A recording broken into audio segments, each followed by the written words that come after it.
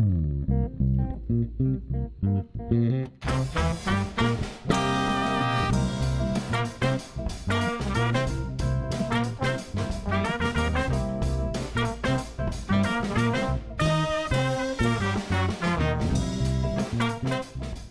I'm Ted Haptegabber, founder and producer of Live Talks Los Angeles. Thanks for joining us. Since we started over a decade ago, we have brought you hundreds of conversations with storytellers, writers, actors, musicians, humorists, chefs, and thought leaders in business and science. You can watch and hear most of these in our YouTube channel and our podcast. For details, visit livetalksla.org. And now, here's the show you've tuned in to see.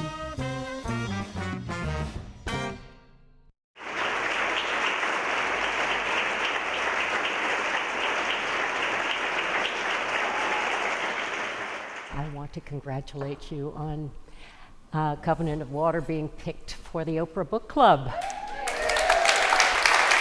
Would you like to tell us what that's like? Because as an author, it is every author's fantasy, I'm sure you can imagine.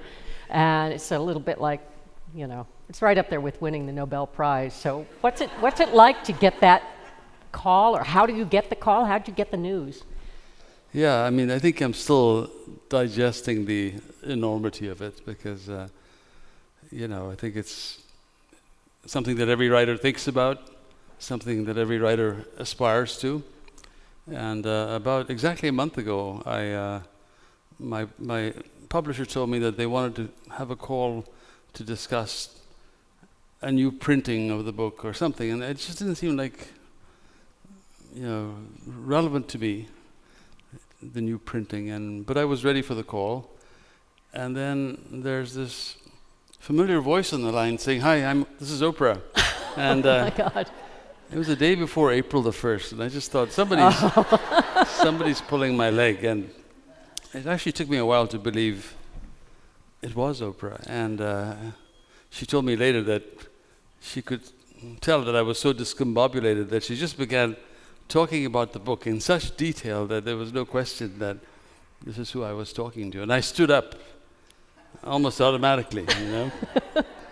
And we had the most amazing conversation. I don't think I'd ever engaged at that point with a reader other than my editor, my partner, a few people at the publishing house, two of my longtime writer friends who had read the book. I had never engaged with someone who was taking me through such detail on my book. It was just a wonderful, humbling thing.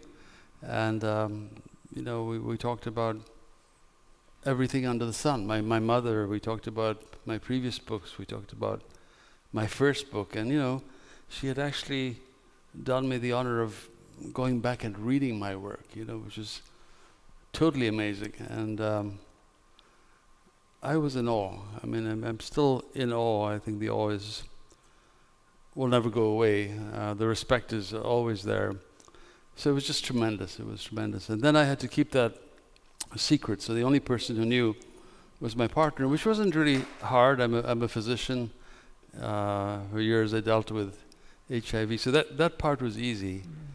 But I felt the tension mounting as the day came when I was to appear on live TV with her, and yeah, I mean, I was very, very nervous. But amazingly, the moment I met her, shortly after that, just before we went up on stage, I just felt completely at peace. I can't quite explain it. It's almost a biblical feeling, you know, the peace that passeth all understanding.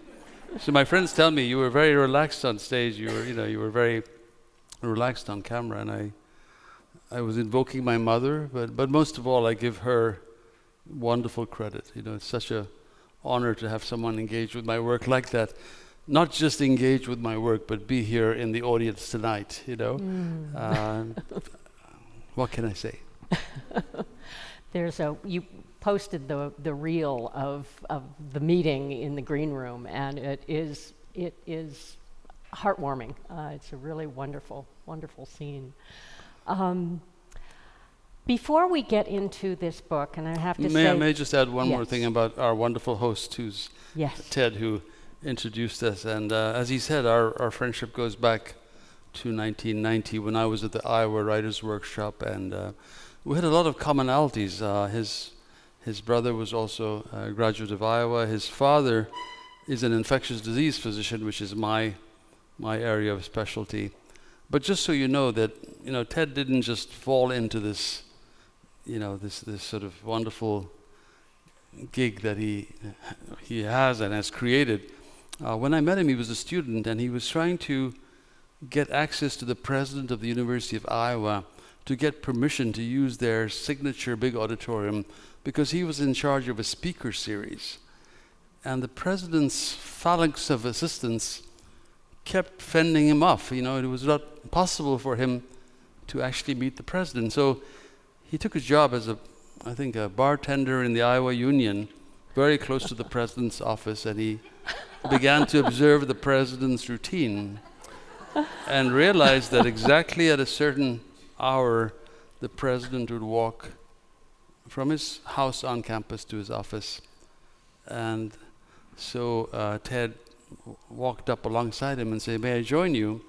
And they had the most wonderful conversation. He explained what he wanted, and he said, "Sure, just come to my office. Let's have a meeting about this." And here he is now. But it all began with the kind of chutzpah that allowed him to do just what he did. So, Ted, thank you so much for having me. I'm sorry it took so long. But thank you. We will get to the book in a minute, but I know that probably a lot of you are wondering how you do it. One of my favorite reviews for this book was, I believe, "By God, he's done it again," right? It was at Publishers Weekly or something. And you are an accomplished physician. You're a practicing physician, you're a professor, you're all of these incredible roles at Stanford, and you write these magnificent books.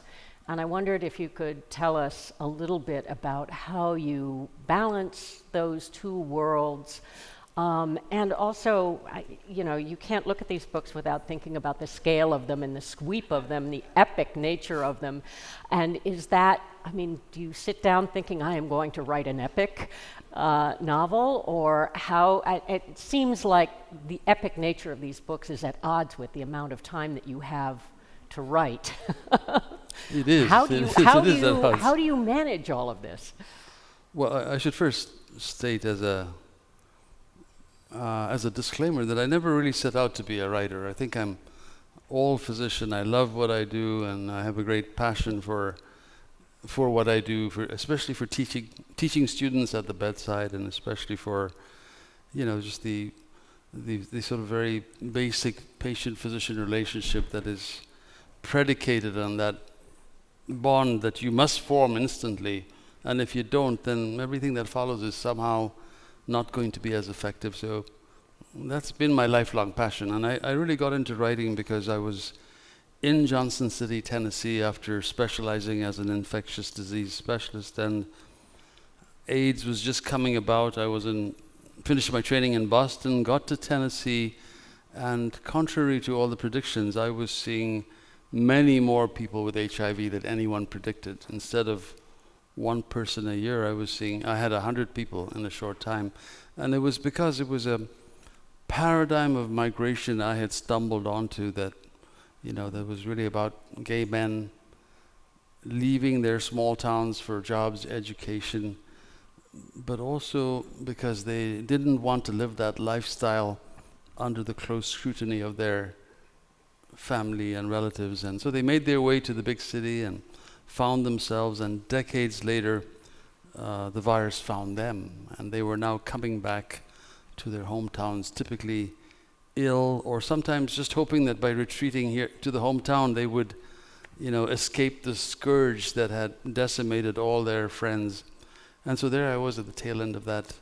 And I described that in a scientific paper, but I always felt that the language of science didn't capture the heartache of that journey, the tragic nature of it, or capture my own great turmoil of having cared for men my age at the time who were all dying. And I was getting to know them very well because I had there was no real specific treatment. And that is the moment I became a writer, is to try and tell that story, which became the book My Own Country. So I'm sort of an accidental writer in that sense. But I came to medicine because of a book. So I've always been a very animated, engaged reader and love to read. And very, very early on, I encountered a book called Of Human Bondage. I have to confess that the reason I encountered the book Of Human Bondage is not the most noble of reasons. I discovered Lady Chatterley's Lover when I was 9. It changed the direction of my reading. And I picked up Of Human Bondage because I thought the title had great promise.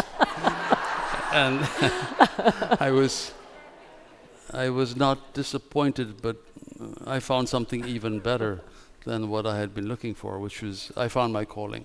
Something about the character Philip, who doesn't succeed as an artist and then decides to pursue a career in medicine, and then finally arrives on the wards in his 3rd year of medical school.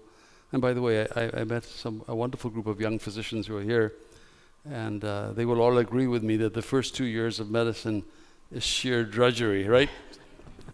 And on the 3rd year, he arrives on the wards, and Somerset Maugham describes that moment as, Philip saw humanity there in the rough, the artist's canvas, and he said to himself, this is something I can be good at. And those words just spoke to me. I mean, it was like, Paul on the road to Damascus, They still speak to me. I mean, I get choked up to think about it. And I just took away the sense that not everybody could be a great artist or a math prodigy like my older brother, who was really a math whiz. And I was a mediocre, underachieving student. That's very hard to believe. I really was. But I felt that anybody with a great empathy for the human condition and a willingness to work hard could become a great physician, a good physician, a great physician perhaps. And, that was my quiet epiphany. So you've written that fiction and medicine are parallels in a sense. And I wonder, it's clear from reading your books, because medicine doctors are all through these stories, this book as well as Cutting for Stone, and your 2 nonfiction books for that matter. How medicine certainly enriches the fiction. How does it work in reverse? Does writing fiction enrich your practice of medicine? Yes, I think that it works both ways. So I often think that I write, especially nonfiction, I write in order to understand what I'm thinking. It's really interesting. You can take a walk by the river and think through a topic, but it's only the act of sitting down to write where something happens and you get a new level of understanding that's beyond what you thought you had. So call it the muse, call it the left brain, call it God, but there is something really interesting about trying to put words on paper. So in that sense, over the years, keeping a diary, which I've done for years and years, has really helped me process the things that were happening in my life. And so in the AIDS era, that diary was going on to pages and pages, and I really mined that material for what became My Own Country. But conversely, the discipline of being a physician, I think, is good practice for being a writer, in the sense that, as a physician, you're trained to read the body as a text. You're trained to take these disparate observations and bring them together to make a diagnosis. And I love that aspect of medicine. I mean, sometimes I'm literally paralyzed in airports because I'm sitting there and there are these mile-long aisles, and I see every abnormal gait known to man, and I'm making diagnoses left and right, and so you have sort of a level of attentiveness to Don't worry, I'm not looking at you guys right now. You have a level of attentiveness that I think is helpful. And it's interesting that I heard the same aphorism both in medical school and in the Iowa Writers Workshop, which is God is in the details. So I think it works. They both feed each other very well, very, very complementary. Well, let's talk a little bit about the Covenant of Water and where it comes from. Just so you know, this is a big book. It covers 3 generations, 2 continents, over 30 important characters, I would say. And it, of course, is magnificently written, and the beauty, line by line, is just exquisite. But tell us a little bit about where it came from. And I know that there's a section, just a few paragraphs that maybe you'd like to read to set that up. But where did the idea for this book come from? How did you get inspired? Well, thank you. I mean, I think that after Cutting for Stone, I was looking for a new setting for a novel, and I was pretty sure I wanted to write more fiction. Fiction was always my first love. I sort of got, distracted into nonfiction, and I had not thought of Kerala perhaps, or India perhaps, because I didn't know India as well as I knew Ethiopia. I grew up in Ethiopia. I began medical school there. And I knew India well in the sense that we would go there for summer holidays. We had a small community in Ethiopia of teachers like my parents who all came from the same Christian community in South India, in Kerala. But my inspiration to really commit to setting the novel there came because I came across this manuscript, which I was very well aware of, where my mother, who was an incredible woman, she was born in Kerala, educated, at a time when it was unusual for a woman to have a degree, let alone a master's degree in physics. And Mom, if you can imagine this, traveled alone in response to an ad for a teaching position in Addis Ababa, Ethiopia. Wow. And this is in 1949-50, and she met my father within 2 weeks because he had arrived also to teach, who was also a physics graduate, and they're quite mysterious about how they met. We think it's something to do with physics or maybe chemistry, who knows. I hope so. Yeah. But then, many years later, my mom taught junior high school in New Jersey, retired in Florida. My niece was born in America, and when she was 5, she asked her grandmother, and they have the same name, Mariama. She asked her grandmother, she said, "Amachi, what was it like when you were a 5-year-old girl?" And my mother was so taken with that question. I mean, how do you capture for this child how different life is? And so my mother began writing in her exquisite handwriting in this school notebook, and illustrated. She was a wonderful artist, and I had seen that manuscript. The stories were very familiar. They were about eccentric characters and relatives and some of her rituals and playmates, but they'd become more and more embellished over time, I noticed, from the time we heard them as children. And that gave me a strong sense of, yes, this is such a rich community full of rituals, and this is the place where I shall set the new novel. So Mom was very much the inspiration. She would, once she knew that I was going to write this novel, she was very excited, and she helped me with all kinds of memories, research material, anecdotes.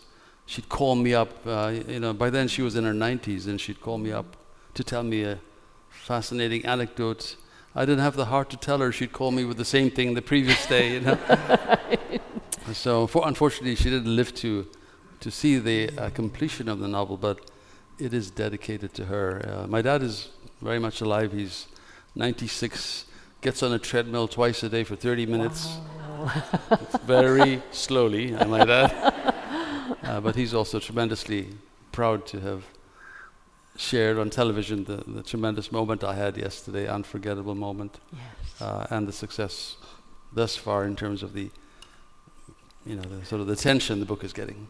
Was your mother? Did I answer your question? I'm yes, rambling right now. I wasn't sure. Well, I wanted to find out, was your mother or your grandmother the inspiration for the character of the matriarch who runs through the whole book, or was she totally fictional? So I think both my mother, my grandmother, and what I heard about my great-grandmother were very much in my mind as I created the character. Now, you guys mostly don't know the book yet. I hope you get to know it. But it begins with a young bride at the age of 12 on her wedding night. And that sounds terribly inauspicious, a 12-year-old getting married. But that was actually the experience of my grandmother and my great-grandmother, who actually got married even younger. But it wasn't that they were really getting married in the sense that you and I understand it. They were just children taken into a new household where their future mother-in-law became their mother, essentially. And among the many annoying boys that the girls didn't like to play with, one of them happened to be their husband. And some years later, under supervision, that would obviously change. But just observing and hearing about that history, observing my grandmother, who never left the house that she came to as a young bride, just never left there. One time I traveled with her and my parents to the big city, Trivandrum, and I remember sitting next to her and watching her looking out of the window of this bus, and it was probably her first or second bus journey ever, and her astonishment at seeing big buildings. They're not big by any standards of ours, and just sort of recognizing how she had this rich world and had never had a need to be out of it, and was actually relieved to come back to it. So she was very much on my mind. Right. I realize I didn't answer your story about why a long epic like this and so on, but I think the answer is that I'm drawn to long epic novels. I love the sense of, as a reader, I love picking up a book and you enter this world and you suspend your disbelief, and decades pass and generations pass, and your death and all kinds of tremendous things happening, and you're losing sleep reading this, and when you finally put it down, it's Tuesday. And that there's nothing else that can stop time. Right. Like a novel, not necessarily a big one, but I'm drawn to big ones. So although I must say, when I embarked on this, I didn't think it was going to be this long, but it just seemed like, as my editor loved to say, the book has to be as long as it needs to be, and this is what it needed to be. And I can assure you it's completely immersive and a page turner, so don't be daunted by the length. I wondered if you would read this one section, which sort of sets up kind of the experience of the way the book unfolds and gives you just a little bit of a flavor. We're not going to do a heavy reading here, but... Thank you. Just to set it up, this is fairly early in the book where I've introduced the young bride, and you don't quite know what's going to happen to her. And there's a little background about Kerala, but then you have this section that I'm going to read where you're projecting into the future, and you're almost giving the reader, it's a little, I think, a technical thing that I admired in some other books, especially John Irving's The World According to Garp, where he begins Garp's mother, Jenny, and you haven't met Garp yet. You don't quite know why his mother should figure, because he's not born yet. And in one paragraph, he sets the whole scope of the book. So that was the ambition here. Okay? And I should also add parenthetically that I read the audiobook for my own book. So and I learned very early on that one has to really perform the book. So if you think I'm performing excessively, forgive me. This is what I was taught to do. Happened is happened, our young bride will say when she becomes a grandmother. And when her granddaughter, her namesake, begs for a story about their ancestors. The little girl has heard rumors that theirs is a genealogy chock full of secrets, and that her ancestors include slavers, murderers, and a defrocked bishop. child, the past is past, and furthermore, it's different every time I remember it. I'll tell you about the future, the one you will make. But the child insists. Where should the story begin? With doubting Thomas, who insisted on seeing Christ's wounds before he'd believe? With other martyrs to the faith? What the child clamors for is the story of their own family, of the widower's house into which her grandmother married, a landlocked dwelling in a land of water, a house full of mysteries. But such memories are woven from gossamer threads. Time eats hole in the fabric, and these she must darn with myth and fable. The grandmother is certain of a few things. A tale that leaves its imprint on a listener tells the truth about how the world lives. And so, unavoidably, the tale is about families, about their victories and wounds, and their departed, including the ghosts who linger. It must offer instructions for living in God's realm, where joy never spares one from sorrow. A good story goes beyond what a forgiving God cares to do. It reconciles families and unburdens them of secrets whose bond is stronger than blood. But in their revealing, as in their keeping, secrets can tear a family apart. Thank you. That is a beautiful setup for the book. Thank you. Secrets do play a huge role in this story. And it's called The Covenant of Water. And I wondered, Kerala, if any of you have been to Kerala, it is a land of water. It's a lattice work of water. Rivers, lagoons, streams, lakes. And water there is both the lifeblood, but it's also extremely life-threatening because there's very little land that's more than a few feet above sea level. So floods, water creatures, which can be food or predators. And I wonder, this covenant of water, which is both a wonderful thing, but it also is linked to the condition, which is an important part of this story. And the condition is, in the beginning we think it's kind of mythical, but it means that one person in every generation drowns. So there's this sense of water being very important to the book. Fluidity is very important to the way that the book moves. But I wondered where the importance of water came from, and if it came out of the land, if it came out of Kerala, or if it came from some other part of the process.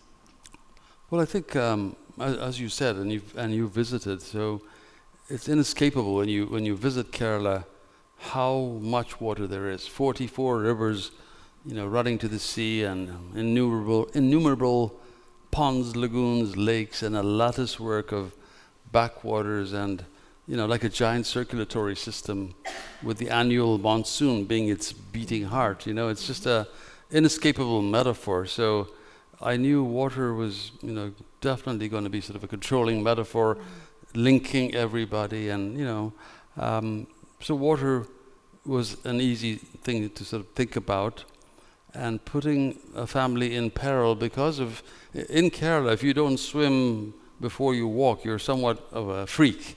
I mean, everybody's so comfortable in water and, swim. And so to have someone who is frightened of water and despite that drowns really stands out. And so that's why I picked a particular medical condition that, as you read the book, goes from in the 1900s being something described by a loose metaphor, the condition, to something that is finally unraveled by the 1970s.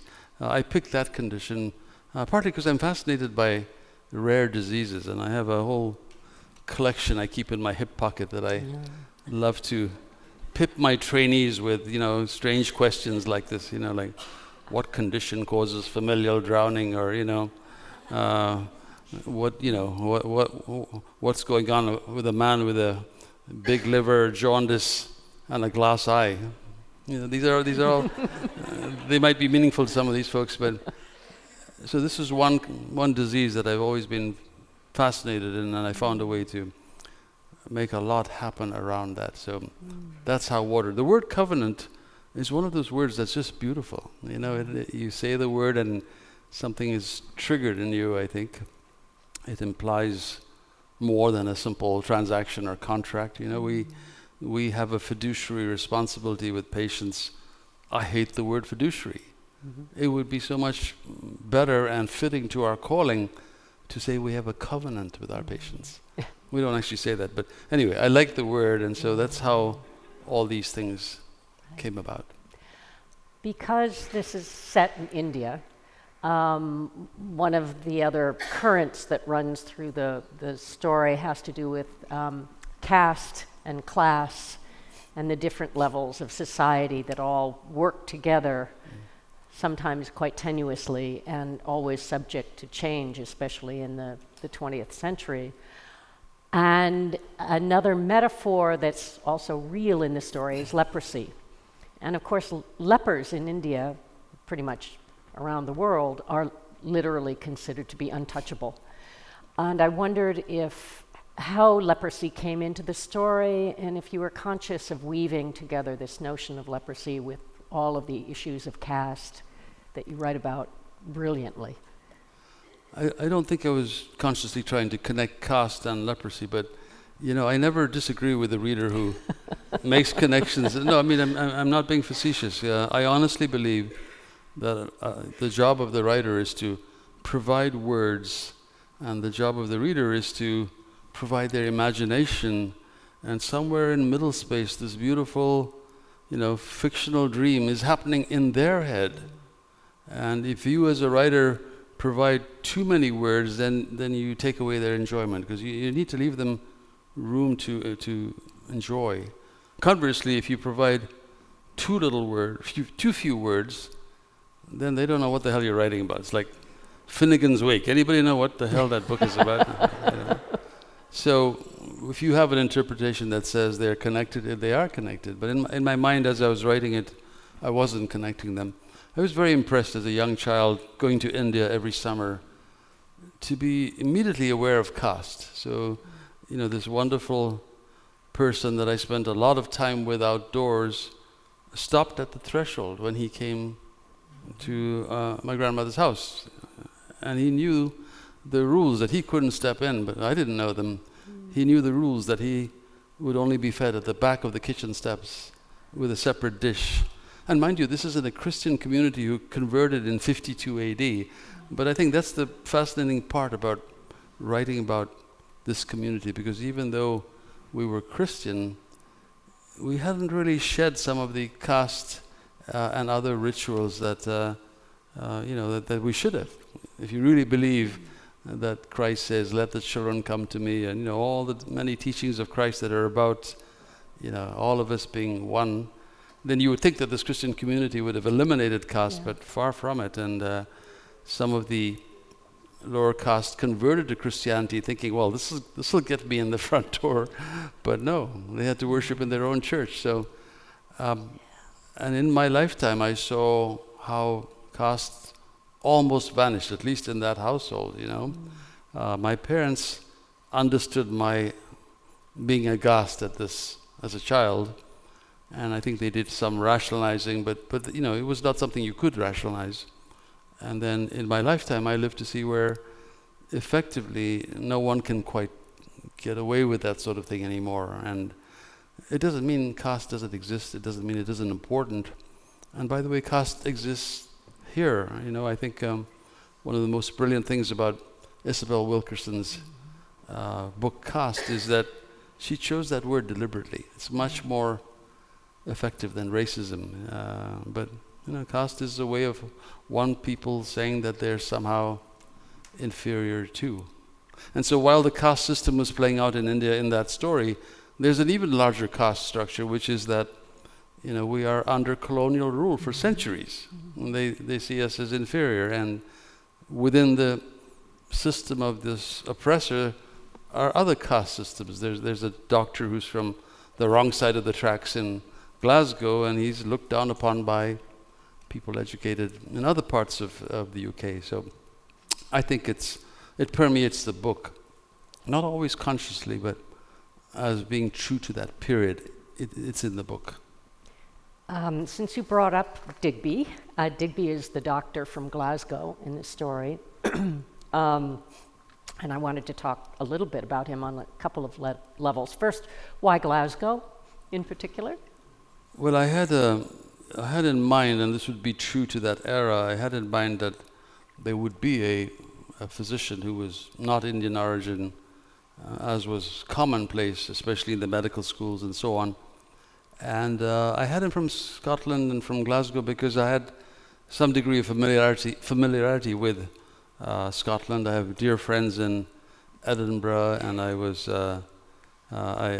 given the honorary fellow of the Royal College of Physicians of Edinburgh. I've traveled there many times, but as a child, my father was on a one-year sabbatical in Birmingham, and we traveled to Glasgow. I don't know why Glasgow is the short answer. Well, I have to say, I learned from the book the most wonderful word, Glaswegian. Yeah. And you do a magnificent job with the dialect and the sound, and it's such a contrast with all of the dialects that we get in the Indian sections of the book. How did you absorb that? How did you master Glaswegian? I had tremendous help, so I wouldn't presume to say I know Glaswegian dialect, but in those situations you do a lot of research. And I really wanted to talk about a white missionary doctor, but in giving him a backstory, as is my cross, I suppose, the backstory became so fascinating. The whole tension in Glasgow between the Protestants and the Catholics, and the history of that tension. And so pretty soon I was neck deep in Glasgow history, and some of that had to come into the book. But in terms of actual dialogue, I really had a lot of help with my dear friends there who vetted and helped me with that. Yeah. So that issue of you wanted a white doctor, this is a kind of a publishing question that we chatted about earlier. I hear a lot, think a lot about if you want to write a book for an American or Western audience, you have to have at least one character who is white and from the West. And was that part of your thinking when you created Digby, or was there another calculation in bringing him in? Yeah, no, not at all. I was just being true to the time. If you happen to live in Madras, which is now called Chennai, any time between 1900 and independence, or Bombay, or any of the big British strongholds, the streets were full of British folks. All the professors in the medical school and the colleges were white, so I was simply being true to the time. But I think there's some truth to what you're saying. I think that a novel that has characters who are of America and inherently is less forbidding, let me say, than if you set your story in some foreign land. But I don't think that should ever stop a writer. I mean, and I never thought about that for a moment. I only became aware of it when one of my books, when Cutting for Stone was optioned for a movie, and when these dialogues would come up, it became very clear that now we had a problem, because if you wanted to cast Brad Pitt in the role of one of your characters, it just wasn't going to work, Yeah. But I think as a writer, I never once thought about it. I was writing a story set in India in a time period, and I was simply being true to that time. I will say that there is another advantage to at least having a foreigner come into a cauldron like India. And in my book, I had a young American woman who comes to the Andaman Islands.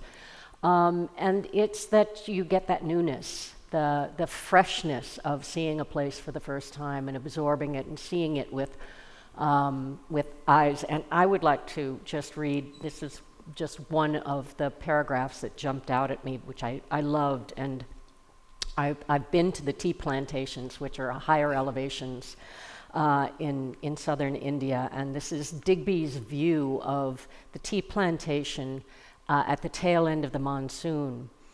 He writes, "The next morning the monsoon ceases as though a switch was flipped.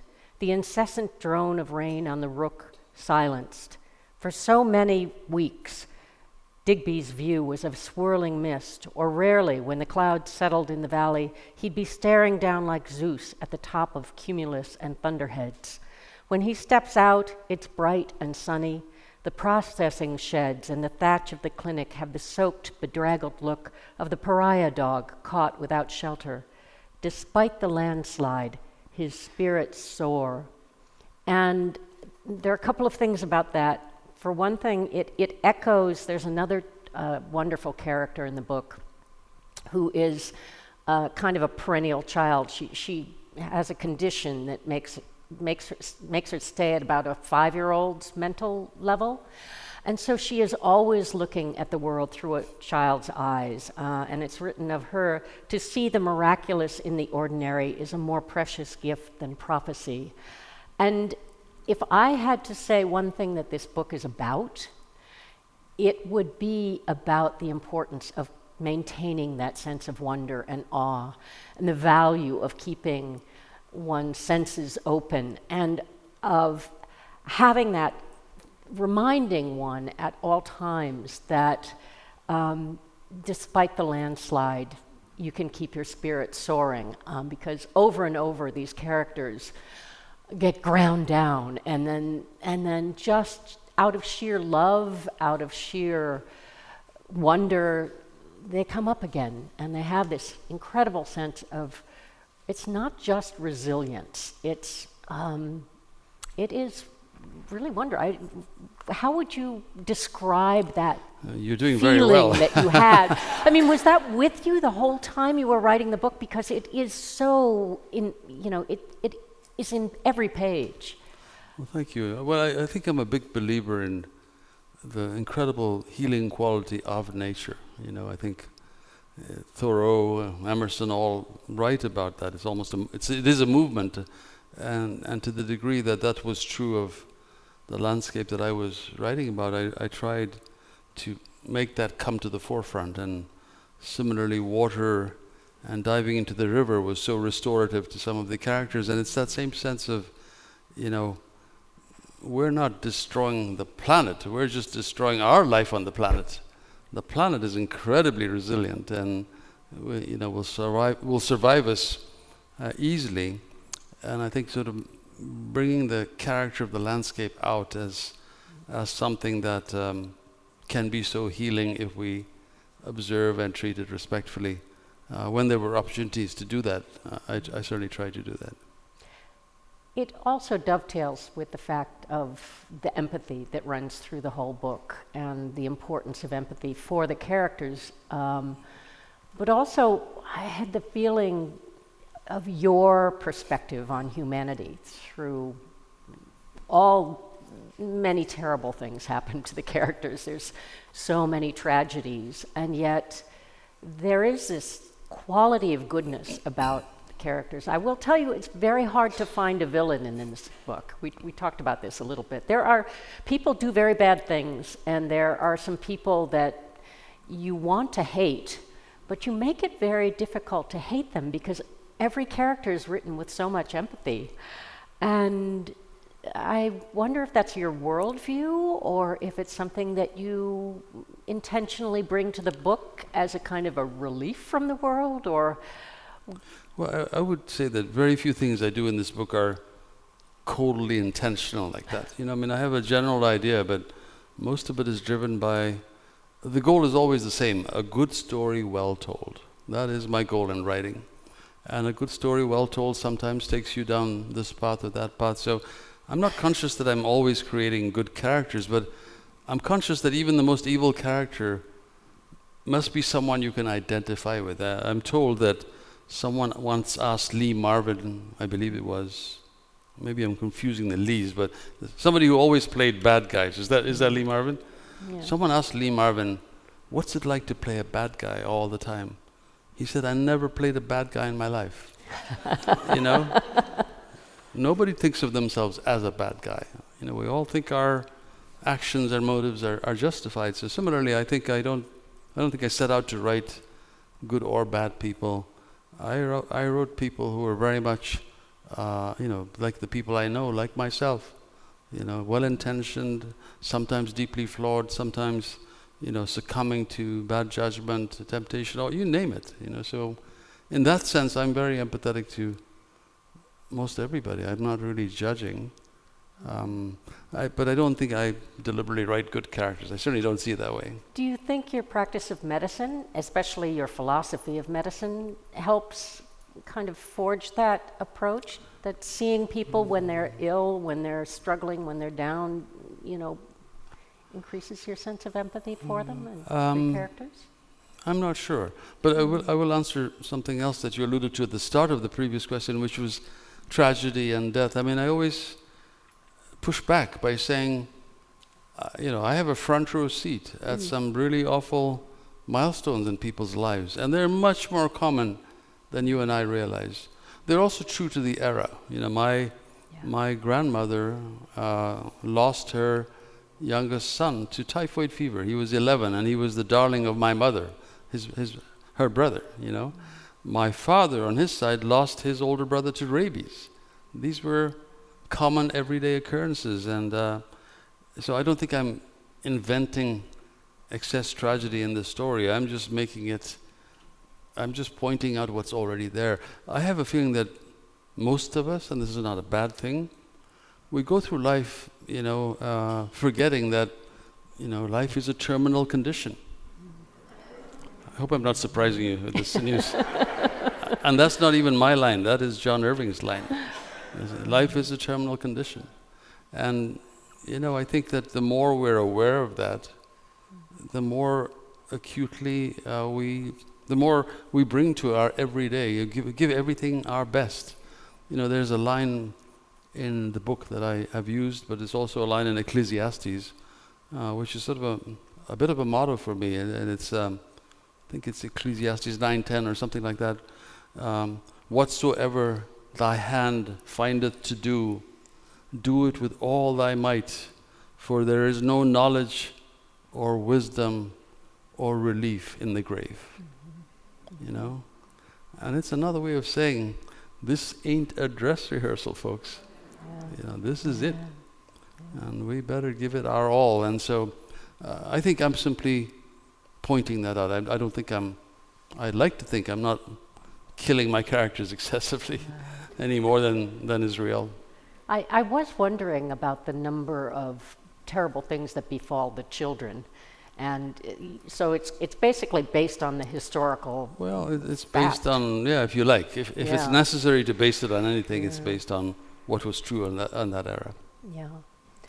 Let's jump to sort of the more nuts and bolts of writing a book that's this big. And I know that you have some sort of tricks up your sleeve for keeping it all in your head and working it out. I mean, you want to tell us something about your writing process?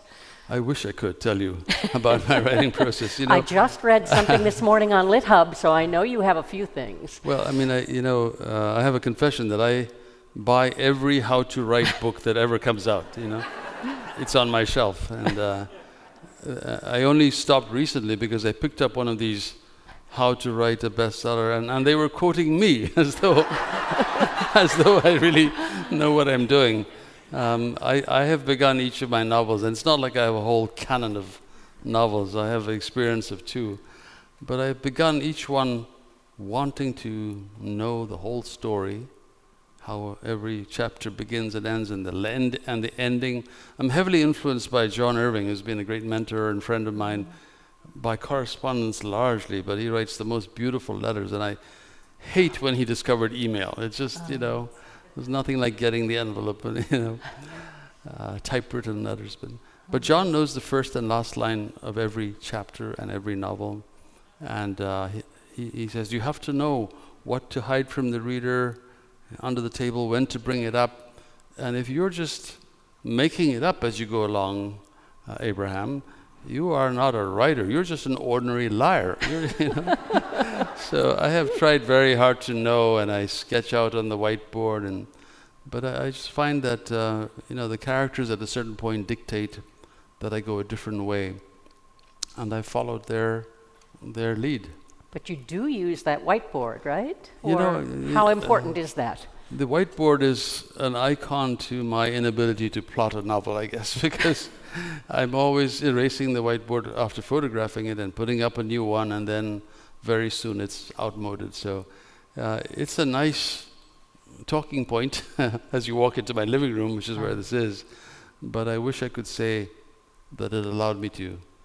I don't know. I do a similar thing, not a whiteboard, but a bulletin board and Post-its and diagrams and all of that. And I find that it's the process of doing that helps figure out what's going. And then it's up on the wall, and I never look at it again until the next time when I glance up and I realize it's all changed and I have to completely do it again.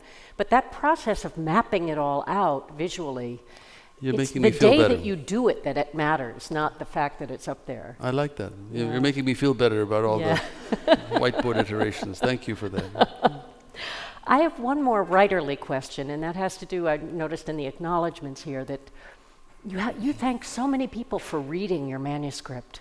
Many, and I happen to be a writer like many I know, where I'm very nervous about showing my manuscript to other people until way toward the end. So I was fascinated by your willingness, generosity, courage in sharing the work. And I wonder, at what stages do you share the manuscript with other readers? That may be a bit misleading, because I'm not sharing many of those names are not there to give me necessarily feedback on the whole manuscript, because I'm writing about a country that I wasn't born in and don't know intimately. I had readers who were reading simply to make sure I didn't blow it in terms of So you gave them segments? Authentic. No, I gave them the whole thing. Oh, you did? It's important that I gave them the whole thing.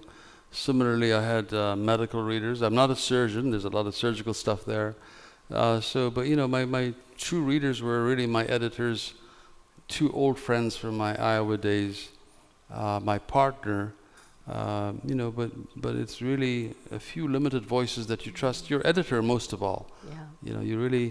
This might surprise. It surprises many readers. They're like, what does an editor do? Well, you lose all sense of what is good or not good in your manuscript, and you need someone you trust to tell you that these 500 pages are great, these 300 are magnificent, but they don't belong in this novel, and you need to be able to take that, and that's what a great editor does. And I had a wonderful editor for this book in Peter Blackstock, who also edited The Sympathizer, Shuggie Bain. He's so young it's scandalous, but he's just brilliant at what he does. Why don't we go to questions? Questions around here typically begin with a W or an H, sometimes a D. They are generally short. We do not believe in two-part questions, and tonight only Aimee gets to ask follow-up questions. My name's Krupali. I'm also a physician. Your writing has touched my heart since I read Cutting for Stone. You said just now, a good story well told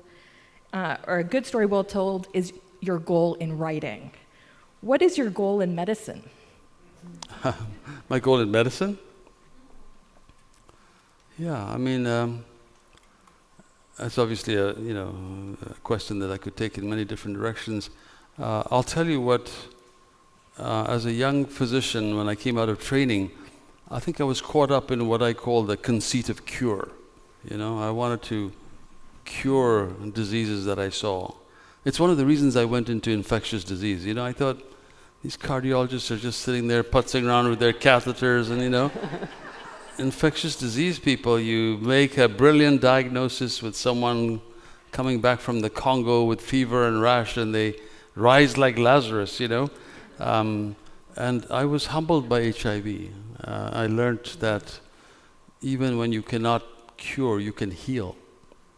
And the moment I learned that, I remember a patient I was going to see in the HIV clinic, and I really got to know these men very well. And I was looking at the list. He was due that day, and this was in Tennessee. And then the phone rang just then, and it was his mother telling my nurse that he couldn't come because he was too weak to make it to the clinic, and yet not sick enough to be in the hospital. And it just sat badly with me all day, thinking if I don't do something, I'll not see him again.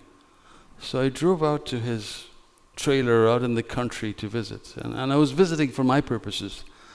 And when I got there, I realized that my visit had a profound effect on the family and helped them to come to terms with this phase and helped him to come to terms with his imminent death. And yet I had gone there for my purposes. And I remember leaving the trailer feeling, wow, this is what the horse and country doctor of 100 years ago did so well. They could heal when they could not cure. And the analogy that I use with my medical students, I say, if you imagine that you go home after this meeting, this bedside rounds, whatever we're doing, and you find that your door is open, even though you locked your apartment. You find that your valuables, your belongings are all strewn about and your valuables are gone. You will be crushed. And it's not just the physical, material loss of stuff. It's also somebody violated your home, your space. If the police come by in the next 5 minutes and say, we caught the guy, here's your stuff back, you are cured, but you're not healed. You may actually move from that apartment because of your sense of violation. Well, I think all illness has that sense of material loss and violation of the spirit. And so my goal is to make sure that we're caring for the whole patient, that we cure when we can and we heal, which is just to say, acknowledging that there is a spiritual violation. Even if it's, you break your little finger, it's like, God, my little finger, why now? Why to me? Well, imagine the violation with cancer, with HIV. These are huge. So that would be my goal in medicine, is to not lose sight of the spiritual violation, to cure and to heal. Thank you for the question. Thank you so much for your writing. It's amazing. I'm also a physician. My name's Aimee Liu. We met a few years ago at UCLA. I've been waiting for this novel to come out since you told me you were writing a novel about Kerala, which is where my grandmother and my grandmother's grandmother and many generations have been of my family on that side. I started to read your novel today because that came in, and I just want to say that your writing there's an embodied experience by much of your description, but it's almost intergenerational sort of energy that comes, as you probably have felt when you were writing, from your grandmother and your grandmother's grandmother. I don't know how you bring that to people to feel that from their own experience, but I definitely felt it today, and it was really a magical, beautiful thing. How do I do that? Honestly, thank you for such a generous thing to say. As you were speaking, I was thinking, I was struggling a little bit to hear, and I have to confess to you that one of the reasons that hearing is a big dominant theme in this book as part of the condition is that it's been a real challenge for me. My hearing has deteriorated considerably in the last decade, and masks and COVID brought that out, And as you were speaking, I was just thinking, she speaks like my sons, who speak so fast. Struggling to hear what the hell she said, But I'm teasing you. But then to actually hear you and understand that you're saying that I connected with you, is that the bottom line? I wish my sons were here right this moment. Well, thank you for that very generous comment. I really feel, I don't have an answer how I do it. I'm so glad that it's happening. I don't know. This begins with a T. Thank you, thank you, thank you. And I'm about 3 hours into listening to you read your new book. And when I put it, I usually listen for about an hour at a time, and when I put it down, I realized that whatever emotion was being described in the book, I carry that emotion with me when I put the book down and then resume my day, even the sad ones. And Cutting for Stone is my very most favorite book of all time. Thank you so much for that comment. But were you talking about the audiobook of this new book? I'm so glad to hear you say that, because, as I said, I recorded the audiobook, And it came back eventually after they clean up all the noise and, all the, what they call stomach noise, swallows. Oh, they have technical terms for these things. And I listened and I didn't like it. And then they assured me this is normal. Nobody likes the sound of their own voice. So I'm going to give you a hug when we're done because thank you. I appreciate it. Thank you so much.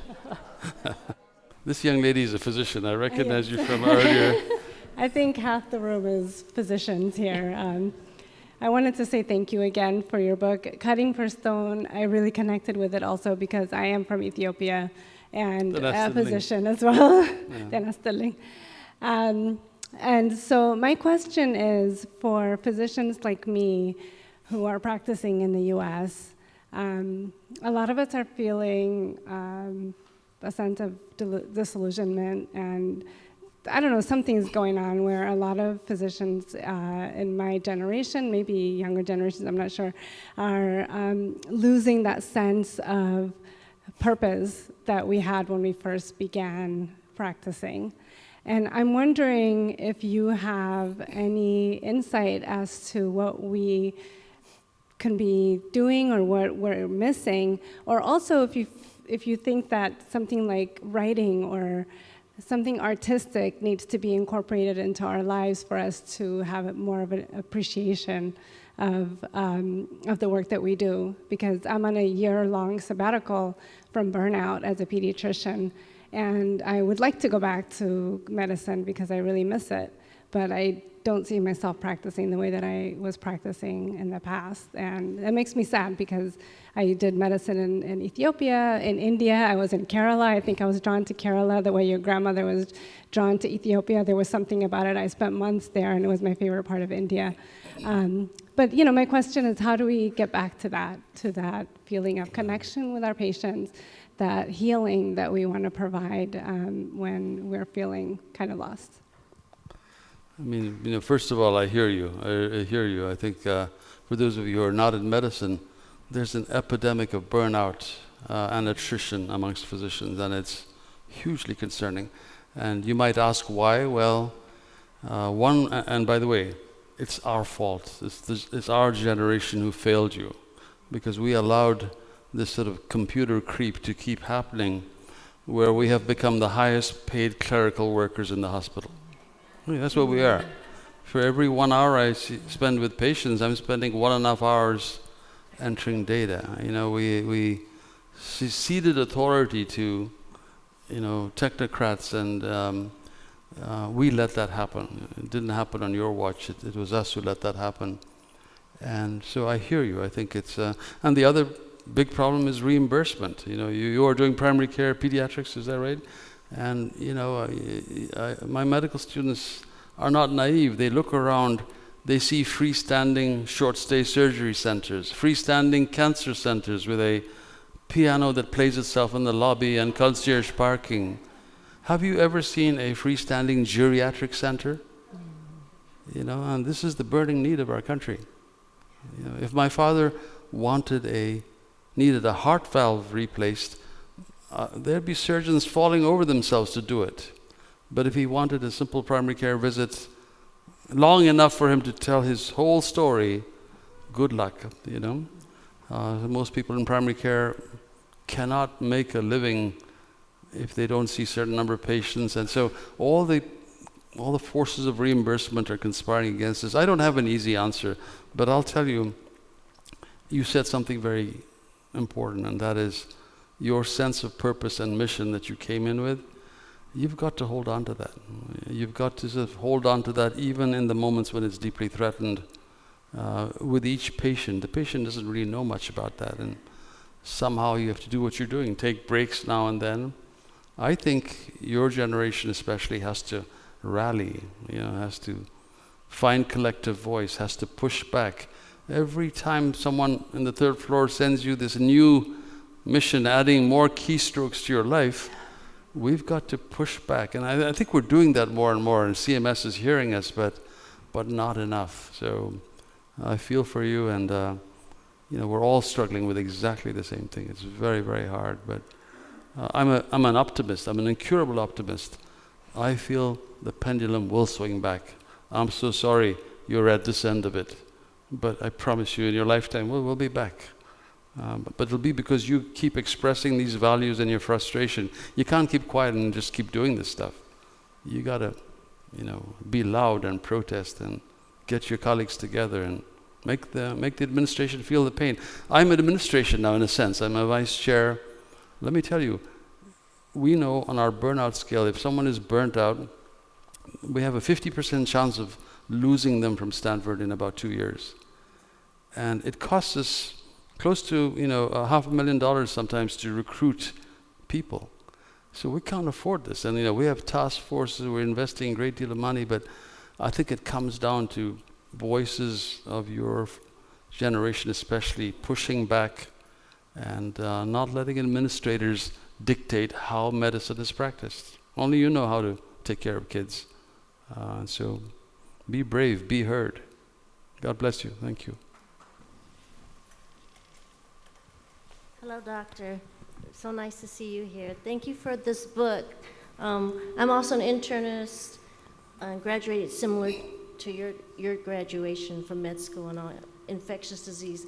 So my question for you is, I've been following you. I've read all your books, and you're my #1 favorite author. I have to say that in the world. So, Thank you. But my question for you is, since we're in similar age groups, what do you see in your future over the next few years? What do I see in my future? Well, first of all, thank you so much for your lovely comment. I'm very touched. I just love practicing medicine, so I'd like to keep doing that. I'd like to keep writing, I didn't get to say this before, but even though early on in my career I had to write weekends and nights, Stanford's been very supportive, and they treat my writing as the equivalent of a scientist who's off in the lab doing research. So even though I'm on the wards, I also get protected time. So I'd like to keep doing this to the degree I can. There are challenges. I mentioned in the mask era, I felt really challenged when I attended on the wards, not by anything I was seeing, but just by how difficult it was.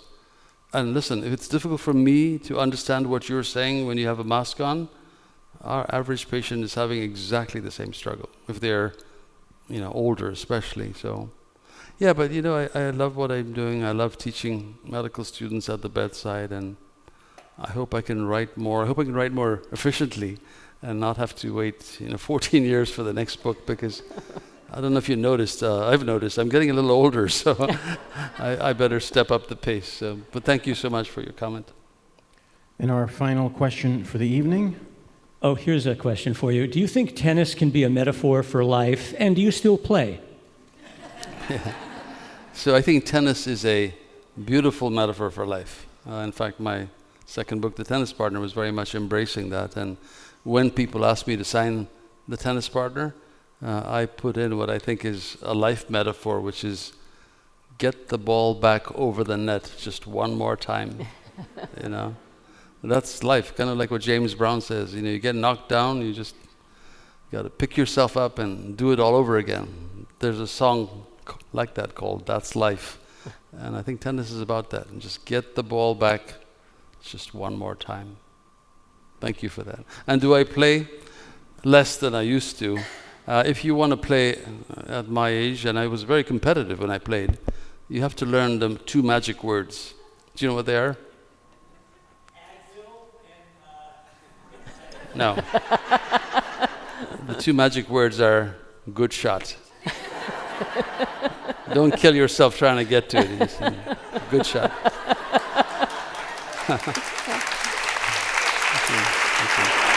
Thank you so much.